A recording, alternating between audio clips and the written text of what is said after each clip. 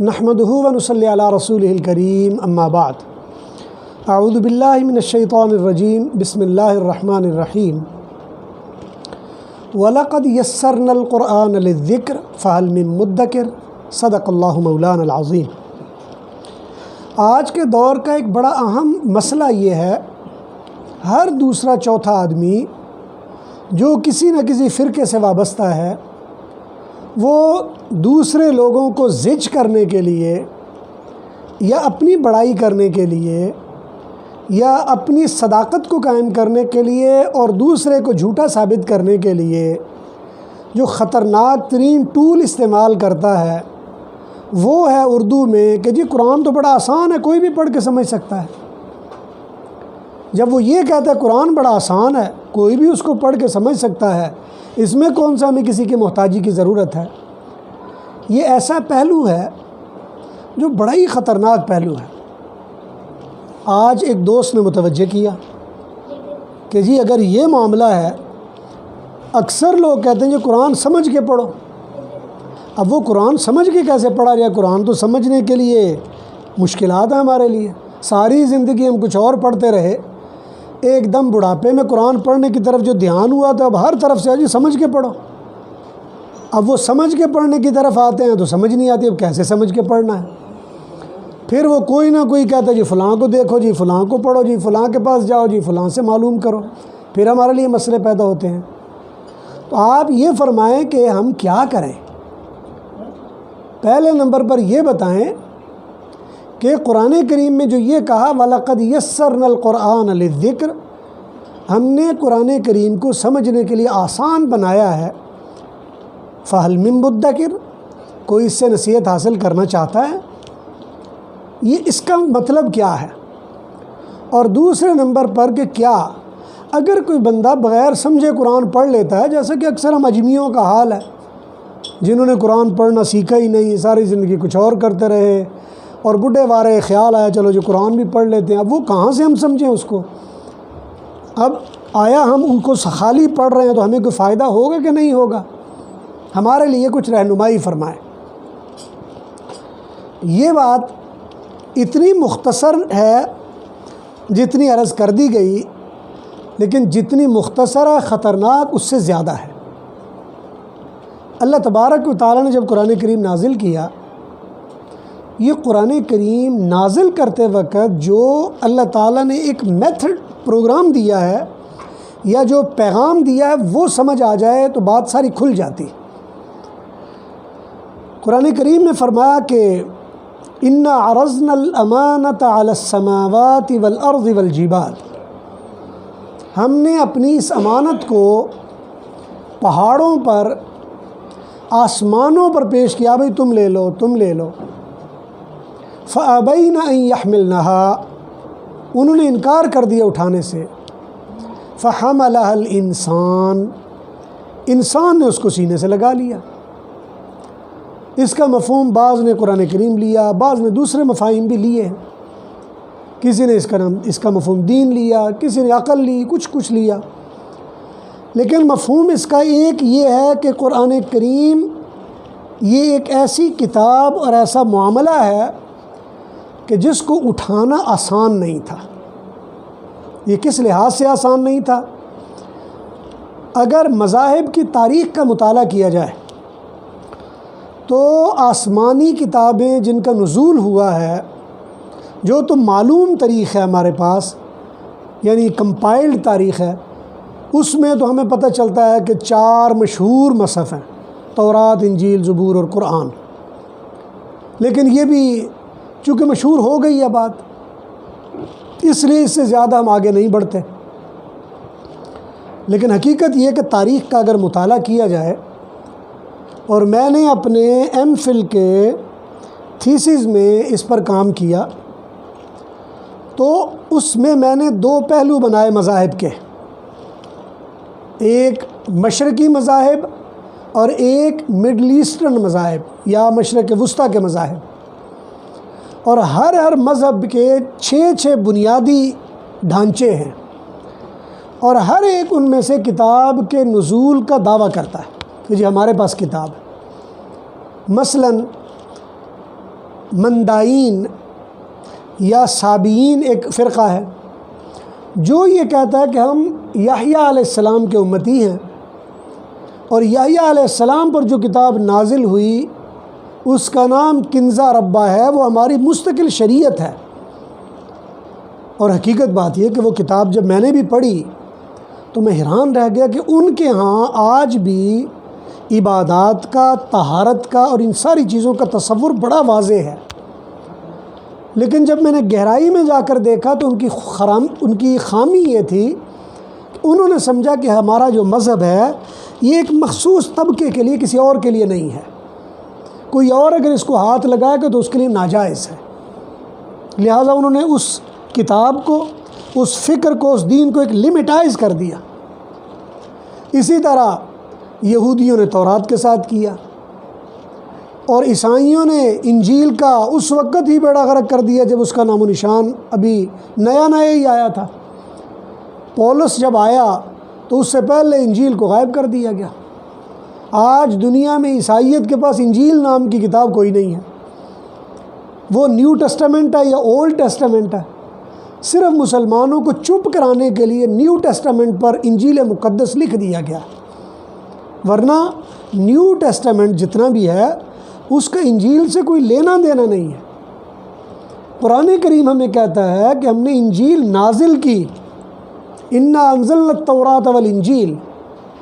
پوری دنیا عیسائیت کہتی ہے انجیل کوئی نازل نہیں ہوئی ہے، پتہ نہیں کدھر سے تم نے باتیں نکالی ہوئی ہیں، بلکہ جس کو وہ انجیل کہتے ہیں وہ میتھیو نے لکھی، جس کو متی کہہ لیتے ہیں عربی والے، یہاں متی کہتے ہیں، اور مرکس نے لکھی، لوکا نے لکھی، یا یوحنا نے لکھی، یا پال نے، پوپ جان پال اول نے مختلف لوگوں کو خطوط لکھے، اور اسی طرح یوحنا عارف کا ایک مکاشفہ ہے۔ اسی طرح لوکا نے کچھ جو تاریخ لکھی، جو اپنے ڈسائپلز کی، 12 ڈسائپلز کی جو تاریخ لکھی، یہ سارے کو جمع کر کے اس کا نام انہوں نے نیو ٹیسٹامنٹ رکھا، اور بعد میں اس کا نام انجیل رکھ دیا گیا۔ اور انجیل نام کی دنیا میں کوئی کتاب نہیں جس کو اللہ نے نازل کیا ہو، لیکن وہ دعوے ان کے ہیں۔ اسی طرح ہندوؤں کے پاس چلے جائیں، وہ کہتے ہیں کہ وید ہماری نازل شدہ کتاب ہے، ان کا تصور وید کے ساتھ اسی طرح کا ملتا جلتا ہے۔ یہی وجہ ہے کہ جس طرح اس یہودیوں نے تورات کو اپنے لیے اسپیسیفائڈ کر دیا کہ کوئی بندہ اور تورات نہیں پڑھ سکتا، اسی طرح ہندوؤں میں براہمنوں نے وید کو اپنے لیے خاص کر دیا، کوئی اور نہیں دیکھ سکتا جی، نہ کوئی دیکھ سکتا ہے، نہ سن سکتا ہے، نہ پڑھ سکتا ہے۔ اسی طرح یہودیوں نے، اسی طرح بدھ مت تھے، انہوں نے تریپٹاکا، ان کے ہاں ایک کتاب آ گئی۔ اسی طرح جین مت ہے، اسی طرح بڑے بڑے مذاہب اپنے وہ آسمانی کتابوں کے قائل ہیں۔ اب مسئلہ صرف اتنا ہے کہ قرآن کریم اللہ کی وہ کتاب ہے جس کو اللہ تعالیٰ نے سمجھنے کے لیے نازل کیا، اللہ تعالیٰ نے شفا کے لیے نازل کیا، اللہ تعالیٰ نے عزت دینے کے لیے نازل کیا۔ حدیث مبارکہ میں ہے ان اللہ یرفع بہذا القرآن اقواما، اللہ اس قرآن کے ذریعے قوموں کو بلند کرتے ہیں، وَيَضَعُ بِهِمْ آخَرِينَ، اللہ اس کے ذریعے لوگوں کو ذلیل بھی کر دیتے ہیں۔ قرآن کریم میں خود فرمایا یُضِلُّ بِهِ كَثِيرًا وَيَهْدِي بِهِ كَثِيرًا، اس کے ذریعے دنیا میں گمراہی بھی ہے اور اس کے ذریعے ہدایت بھی ہے۔ اب جب یہ بات ہم کرتے ہیں تو بہت سارے وہ لوگ جو یہ دعویٰ کرتے ہیں نہیں قرآن کو سمجھنا چاہیے، وہ فوراً کہتے ہیں اے دیکھو نا 14ویں صدی دے مولوی آندے قرآن نال گمراہی ہے، لا حول ولا قوت الا باللہ، ایڈا وڈا ظلم، قرآن دی اس تو وڈی توہین کی ہوئے گی کہ مولوی صاحب کہہ رہے ہیں جو قرآن سے گمراہی آتی ہے۔ اب یہ ایسی خطرناک بات ہے کہ سچی بات ہے، جو بندہ نہ سمجھ تو ایک دم خود کانپ جاتا ہے، یار میں نے کیا دیا کہ واقعی قرآن تو اللہ کی کتاب ہے، اور جو اللہ کی کتاب ہے اس سے گمراہی کیسے آ سکتی ہے؟ اب وہ جو بیچارہ بات سمجھانے کے لیے کر رہا ہوتا ہے خود ہی ڈر کے چپ کر کے بیٹھ جاتا ہے، اور نہیں قرآن بڑی اچھی کتاب ہے، قرآن سمجھنی چاہیے۔ گمراہ لوگ خود بخود گمراہی کا انداز بنانے کے لیے سادہ لو اہل علم کو پکڑ جکڑ کر قابو کر لیتے ہیں، اور نہیں جی دسو قرآن ایچ ہدایت ہے کہ گمراہی ہے؟ ظاہر بات ہے قرآن میں تو ہدایت ہی ہدایت ہے، گمراہی تو نہیں ہو سکتی۔ اب جب ہدایت ہے تو پھر ہدایت تو سمجھنی چاہیے، ملنی چاہیے ہمیں، لہٰذا مولوی صاحب تسی سانو قرآن پڑھایا کرو۔ اب مولوی صاحب بیچارے سادہ ترجمہ پڑھے ہوئے، کوئی چھوٹی موٹی کوئی تفسیر نقل اتاریں گے، اب وہ جو چونچلے ہوتے ہیں ان کو نہیں آتے، لہٰذا وہ پکڑ کر کسی ایسے کے پاس جا کے بٹھا دیں گے جو وہ سارے چونچلے جانتا ہوگا۔ اور حقیقت بات یہ ہے کہ جس زمانے میں اہل قرآن کی فکر سے متاثر تھا، میں نے واقعتاً قرآن کو اس انداز میں دیکھا ہے اور بڑے قریب سے دیکھا ہے، اور میں سمجھتا تھا کہ قرآن کریم گمراہ نہیں کر سکتا، لیکن میں نے اسی نعرے کے اندر دیکھا کہ یہ کہتے ہوئے کہ قرآن گمراہ نہیں کر سکتا، میں نے لوگوں کو دیکھا گمراہ ہوتے ہوئے۔ حقیقت بات یہ ہے کہ میں نے اپنے مطالعے کے دوران اہل قرآنوں میں جتنا سخت آدمی علمی لحاظ سے عبداللہ چکڑالوی کے فرقوں کو دیکھا، جس کو ہم چکڑالوی فرقہ بھی کہتے ہیں، لیکن وہ اپنے آپ کو اہل القرآن کہتے ہیں، لیکن ہم نے ان کا نام چکڑالوی رکھا ہوا ہے۔ جتنا سخت فرقہ وہ دیکھا، اتنا پاک دنیا میں کوئی نہیں ہے۔ ان کے ساتھ بحث کرنا کسی عام آدمی کے بس کی بات نہیں ہے۔ گرامر میں جتنی ڈیپتھ ان کی میں نے دیکھی، کہیں نہیں دیکھی، بلکہ قرآن کریم کو گرامر کے انداز میں پرکھ کر نتیجے پر پہنچنا، یہ میتھڈ میں نے سیکھا ہی ان سے، کہ قرآن کریم گرامر کے لحاظ سے کیسے بات کر رہا ہے، یہ میں نے ان سے سیکھا۔ اور اس سے تھوڑا سا کم خطرناک وہ پرویز کا فرقہ تھا۔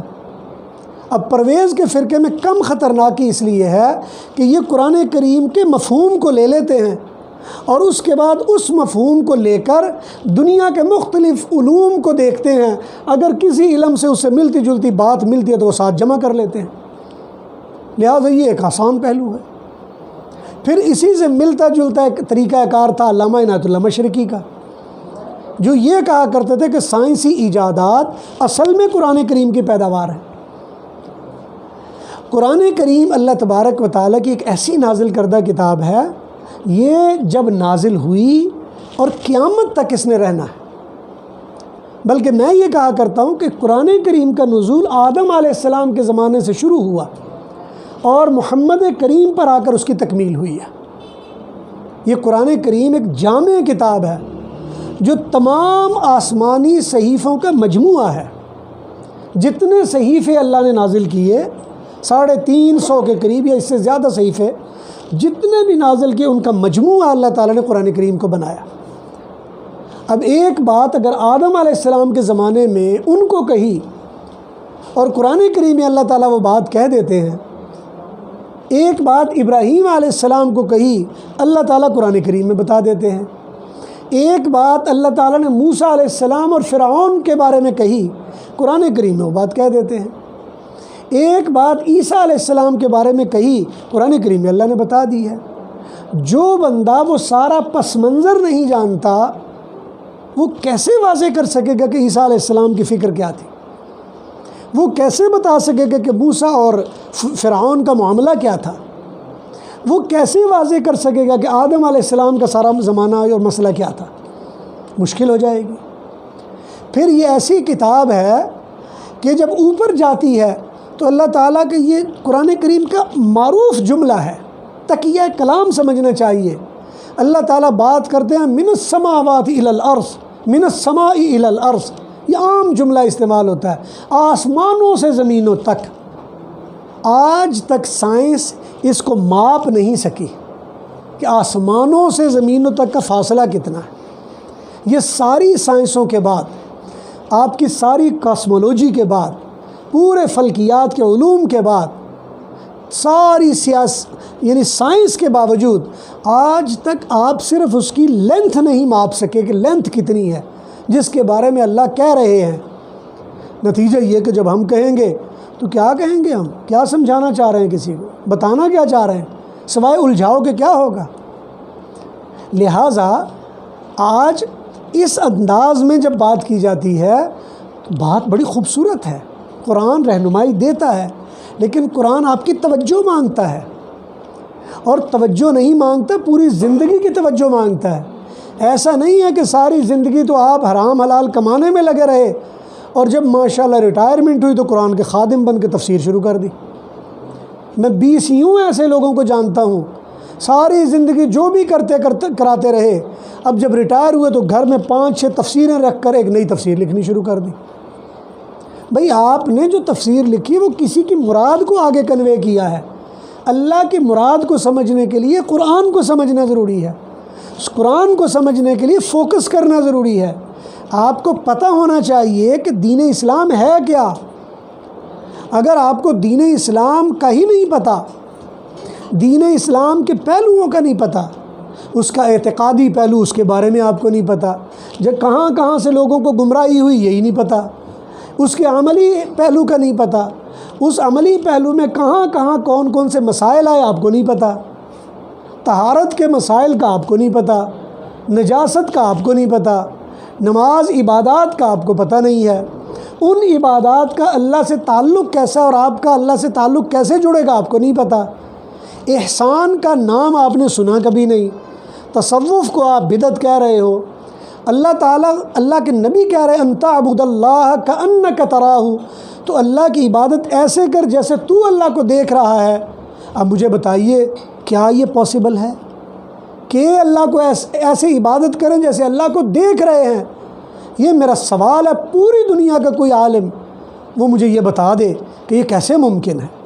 اگر آپ یہ کہیں کہ جی اس کا مطلب نہیں ہے تو اس کا مطلب آپ یہ کہنا چاہ رہے ہیں کہ نبی علیہ السلام ایک فرضی باتیں کیا کرتے تھے، اور اگر نبی علیہ السلام حقیقی باتیں کرتے ہیں تو اس کا مفہوم ہونا چاہیے، اس کے مفہوم کے لیے جتنی پوری سائنس ہے آپ ادھر دھیان نہیں دیتے، پھر آپ کہیں گے جی قرآن سمجھ نہیں آ رہا۔ اور آپ نے قرآن سمجھنے کے لیے نہیں بلکہ آپ نے قرآن کو سمجھنے کے لیے کوششیں کرنے والے افراد کو سمجھنے کی کوشش کی ہے۔ یہ میری بات ذرا سمجھنے کی کوشش کیجئے، آپ نے قرآن کو سمجھنے کی کوشش نہیں کی بلکہ قرآن کو سمجھنے کے لیے کسی آدمی نے اگر ٹائم خاص کیا ہے آپ نے اس آدمی کو سمجھنے کی کوشش کی ہے۔ مثال کے طور پر اگر غلام محمد پرویز صاحب کو کوئی سمجھتا ہے تو وہ غلام محمد پرویز صاحب کو سمجھتا، قرآن کو نہیں سمجھ رہا۔ اگر کوئی ڈاکٹر اسرار صاحب کو سمجھ رہا ہے تو وہ ڈاکٹر اسرار صاحب کو سمجھ رہا، قرآن کو نہیں سمجھ رہا۔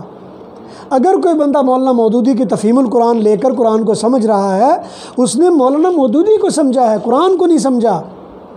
قرآن کو سمجھنے کا مطلب یہ ہے کہ اللہ کی منشا آپ کے دل میں اتر جائے، اللہ کی تمنا وہ آپ کی تمنا بن جائے، اللہ تبارک و تعالیٰ کی چاہت آپ کی زندگی کا اوڑھنا بچھونا بن جائے، اور وہ جو اللہ تعالیٰ کے الفاظ ہیں جس میں حضور صلی اللہ علیہ وسلم سے کہلوایا، قل اے نبی آپ کہہ دیجئے ان صلاتی میری نماز، و نسکی میری قربانیاں، و مماتی میرا زندہ ہونا، محیایا میرا زندہ ہونا، و مماتی اور میرا مرنا، للہ رب العالمین، اس اللہ کے لیے ہے۔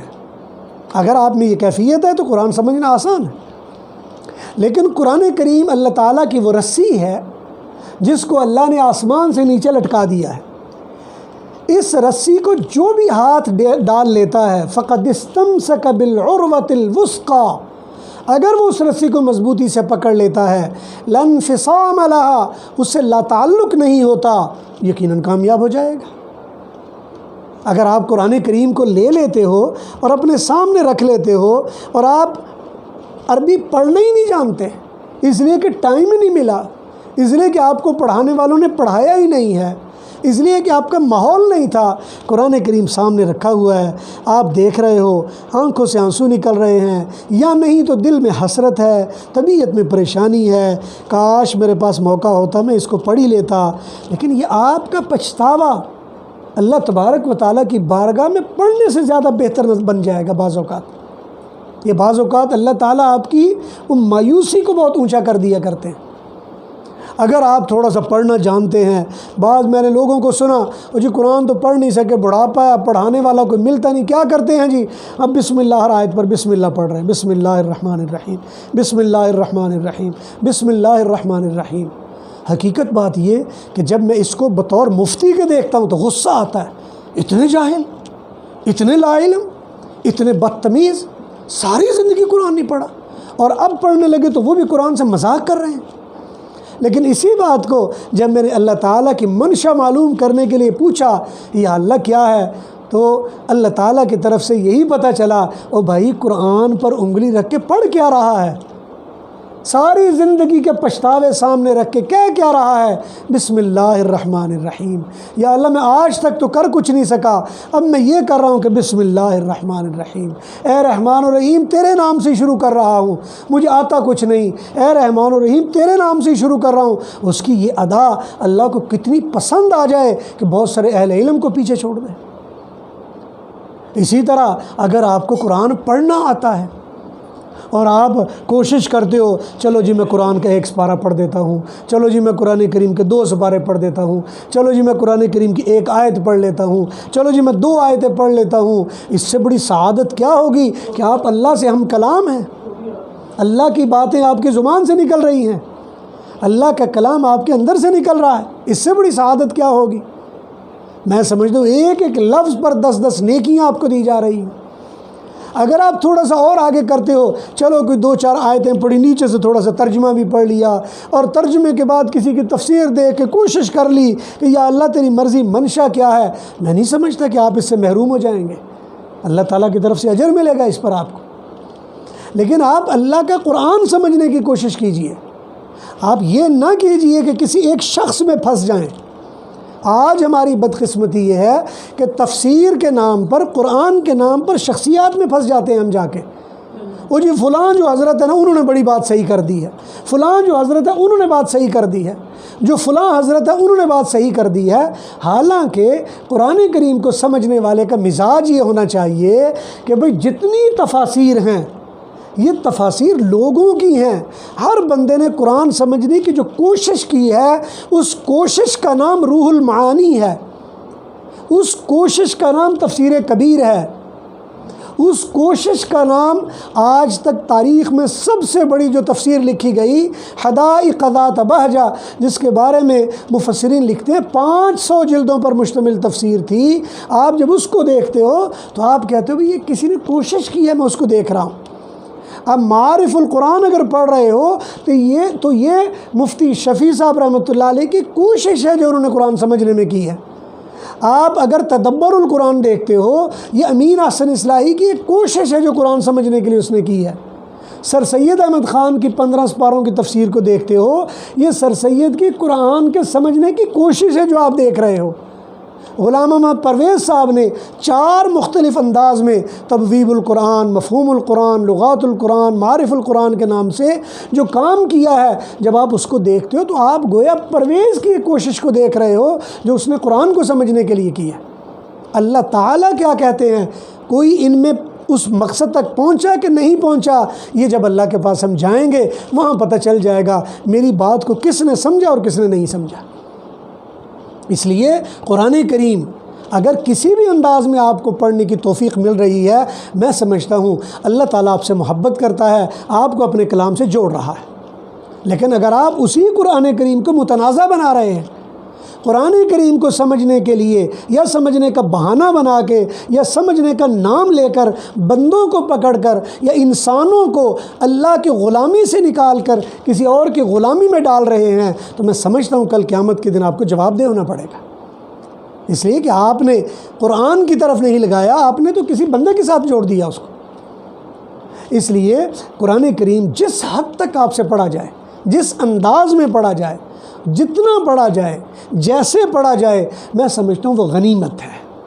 اور کوئی بھی آدمی جو قرآن کریم کو اخلاص اور للہیت کو سامنے رکھ کر پڑھ رہا ہو، میں سمجھتا ہوں اللہ تبارک و تعالیٰ اس کو محروم نہیں کرے گا۔ اگر وہ 2 آیات پڑھ رہا ہے، اللہ اس کو بھی محروم نہیں کرے گا۔ جو خالی قرآن کو پکڑ کر اپنے پاس رکھ لیتا ہے، اللہ اسے بھی محروم نہیں کرے گا۔ اس لیے کہ یہ کتاب ہی ایسی ہے جس کا پکڑنا بھی عبادت ہے۔ اسی لیے فرمایا کہ بے وضو آدمی اس کو نہ پکڑے، اس کا دیکھنا بھی عبادت ہے، اگر خالی رکھ کے دیکھتا رہے آدمی۔ اس کا سننا بھی عبادت ہے، اس کا سمجھنا بھی عبادت ہے، پڑھانا بھی عبادت ہے، پڑھنا بھی عبادت ہے۔ اگر کوئی بندہ خالی قرآن کریم اپنے پاس ایک جیسے اور بہت ساری چیزیں اپنے بریف کیس میں رکھی ہیں، ایک قرآن بھی رکھ لیتا ہے، میں کہتا ہوں یہ اس کی بہت بڑی برکت ہے۔ اگر کوئی بندہ گاڑی میں شو پیس کے طور پر، جہاں بہت ساری چیزیں شیشے پر لوگوں نے لگائی ہوتی ہیں، اگر قرآن کریم کا چھوٹا سا مصحف پچھلے زمانے میں چھوٹا سا ایک مل جاتا تھا، اگر وہ ثواب کی نیت سے لٹکا لیتا ہے اور اس کا قرآن سے تعلق ظاہر کرنے کے لیے لٹکا لیتے ہیں، بہت بڑی عبادت ہے اس کی۔ اس لیے قرآن جس انداز میں جتنا جب اور جیسے پڑھا جائے میں سمجھتا ہوں سعادت ہے، غنیمت ہے۔ اللہ تعالیٰ سے دعا ہے اللہ تعالیٰ قرآن سے ہمارا تعلق مضبوط فرمائے اور ہر قسم کے فتنوں غلط فہمیوں سے ہمیں محفوظ فرمائے۔ وآخر دعوانا ان الحمد للہ رب العالمین۔